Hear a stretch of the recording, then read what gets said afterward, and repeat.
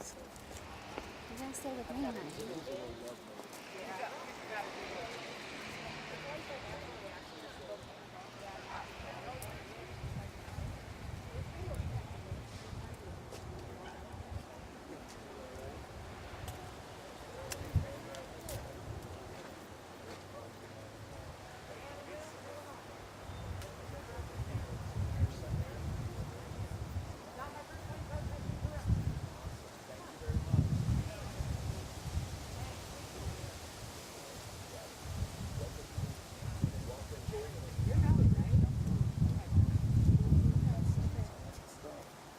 I'm just gonna walk fast. Yeah, I gotta walk slow. See you soon. Okay.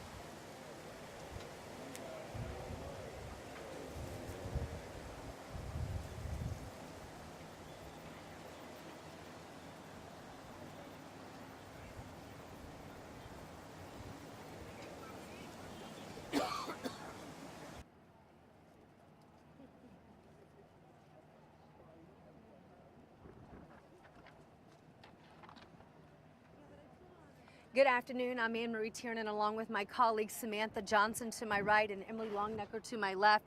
We are on verdict watch right now in downtown Delphi. We got news. How long ago would you say, Emily? 40 minutes ago. 40 minutes ago that there had been a verdict in the case. Right now, we have seen some family members go back in the courthouse, but we haven't seen the suspect in this case, Richard Allen, yet, have we, Sam? We have not. In fact, I just walked down the street because we can usually see when he's been escorted in from the Cass County Jail. We have not seen him arrive here yet. Okay, so we are keeping an eye for that. We know that's about maybe a 25, 30-minute trip. We think that he probably would have gotten notice, but just imagine what that's like for him to be coming here and to know that there could be a decision that forever changes how his life is going moving forward. We've got a lot of people here who are closely watching this case. Kind of describe the scene a little bit, Emily, that we've seen here in these last, now this is the day 4 of deliberations. Well, I mean, most days, like we've seen throughout the trial, there are people camped out in front of the courthouse. Now, this is a little extra extraordinary because people know, word has spread that a verdict has come in. So you have people standing here waiting, phones ready, cameras ready, lots of media. I mean, it definitely speaks to the interest in this case, the great interest in this case. There are people from all over the country that are here and that we have seen here throughout the trial, lots of different bloggers. And then you've had local folks, and you've seen that people sleeping out overnight just to see if they could possibly have a public spot inside that courtroom because, you know, each family has had 10 seats. The media has had 12 seats, and the rest, about 24, give or take, each day was open to the public. And so what you had was people standing in line, waiting outside this courthouse, sleeping out overnight, just to be able to get in line once the courthouse opened, in the hopes of maybe getting a public seat, just to even hear a little bit of the testimony, whichever day it was. Yes. So, Samantha, you are one of our 3 staff members who was able to be in the courtroom at times. Kind of describe that room, describe that scene, what you have seen when you witnessed in being in there. One thing that always stands out to me is the consistency from day to day, and I say that in reference to the families. All of the families impacted by this. Of course, the families of Abigail Williams and Liberty German, but also the families of Richard Allen. Typically, early on in the hearings, we would only see maybe Richard Allen's wife and his mom there, right? But this week, as this case draws to a close, we have seen rows full of family members for all 3 of the people impacted by this case. And I think it's important to mention, too, we've talked about the folks gathering here on the sidewalk, and really starting Friday morning when we thought we could have a true verdict in this case. Folks gathered and made 50-plus signs supporting Abby and Libby, supporting Richard Allen. We've seen signs for all sides of this case. I just walked back through, and people are already holding up those signs because they know a verdict could come really at any minute now, and they're ready. We're ready. We are just steps, of course, from the courthouse. Like we've mentioned, Bob Siegel is inside, and we know that at any minute we could know the verdict in this case. That's 7.5 years, almost 8 years in the making.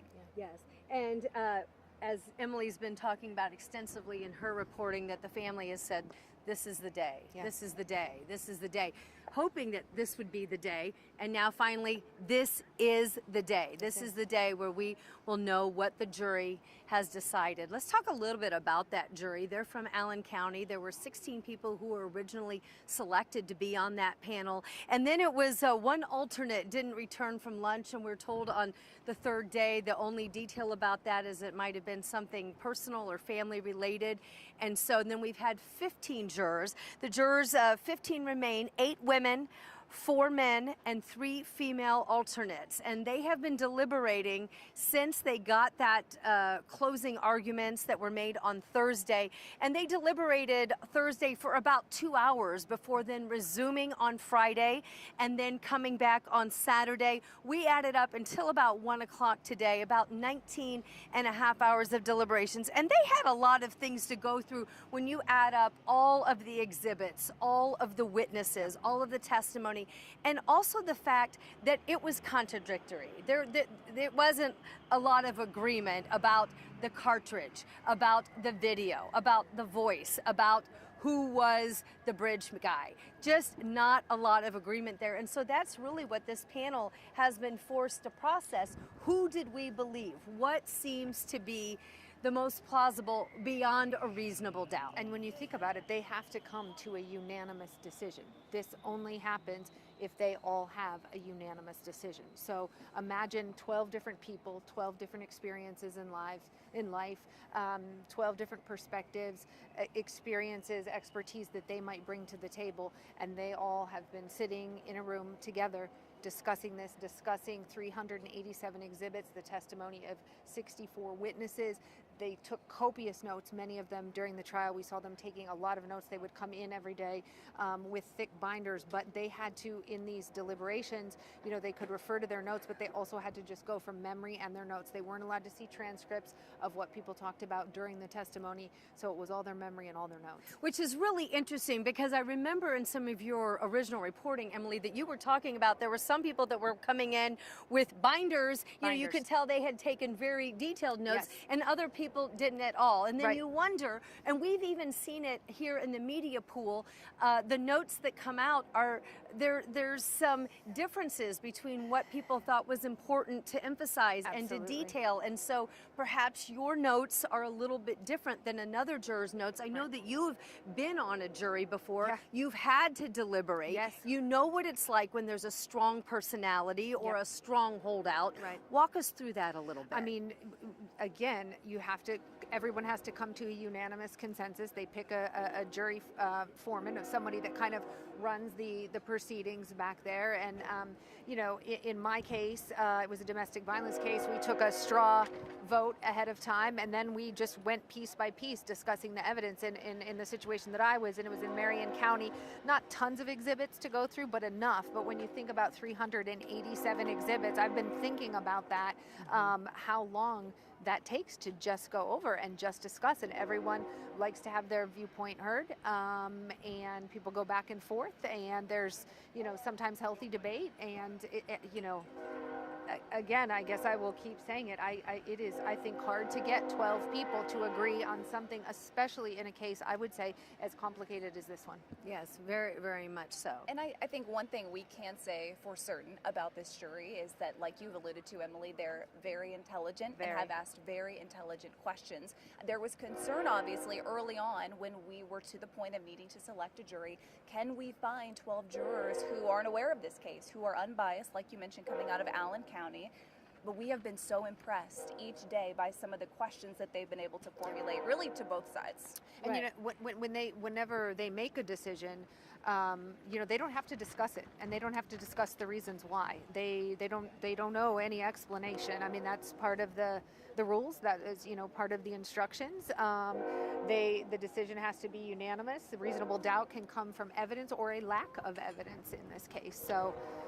Think about that, Well, we've been trying to interpret what does a verdict at this time or not a verdict at that time mean. Does that mean that they're leaning one way or another? And, we've been told time and time again, every jury is different, every panel is different, every case is different. And as much as you would like to say there's a science that, because of this timing that it's more likely that, we just won't know. We just have to be patient for that. We do know that it really has been something for this jury to be sequestered. If you think about it, they don't live in this community. It's been 29 days since they reported for jury duty. Right. So we are coming up on almost a month. 26 days that they've been sequestered from their families. They've been staying in a hotel. We know about 19 and a half hours that they've been deliberating. And so now the question will be, when they come out of this, what is the decision that they made, and are they going to be open and interested in talking about that? What were those discussions like? We might know, and we may never know. Yeah, and I mean, if, in those jury instructions, they talk about if there's a real possibility that Richard Allen is not guilty, if there's a real possibility in their minds, they have to give him the benefit of the doubt and go for not guilty if there is a real possibility that they consider that he is not guilty. So. Pretty heavy burden of proof for the state. It's a big responsibility. It's big. All signs were that the jury took it seriously Yes. and understand that this is someone, if they're convicted of all the charges, that could get up to 130 years in prison. This is a man who is married, who has a daughter and a son-in-law in this community, who worked at CVS. He certainly does have supporters. Then there's also the people who are supporting the families of the two girls that were out on a hike in February on what was a beautiful day for February 13th of 2017, went missing and never came home. Who's responsible? We'll find out. Perhaps when we hear this verdict from the jury, we'll bring it to you. In the meantime, reporting for our entire team here, Bob Siegel, who's in the courtroom, Emily Longnecker, Samantha Johnson, and all the people that are working behind the scenes that you can't see. I'm Anne Marie Tiernan. We're gonna send it back to you, and we'll cut in later when we have more information.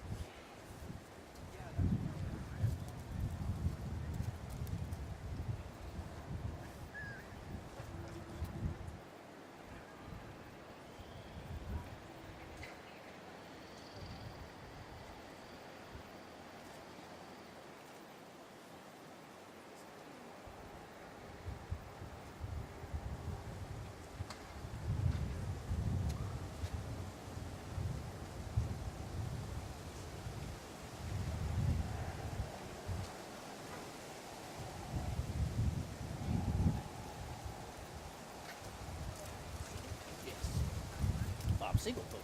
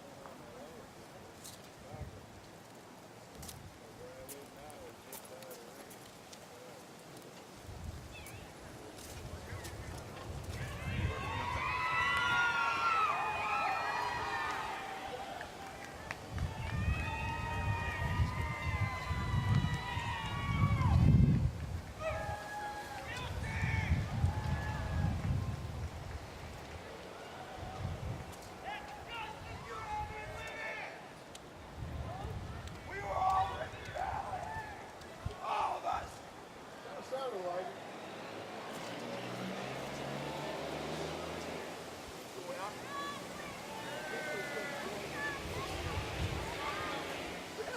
on all counts. Guilty on all counts?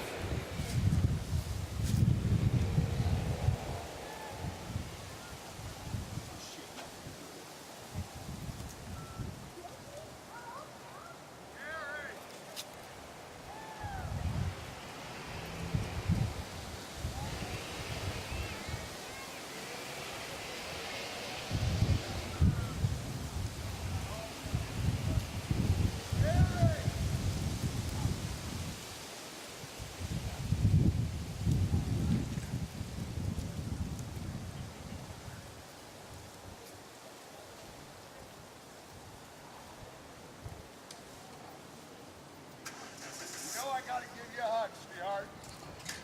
You know.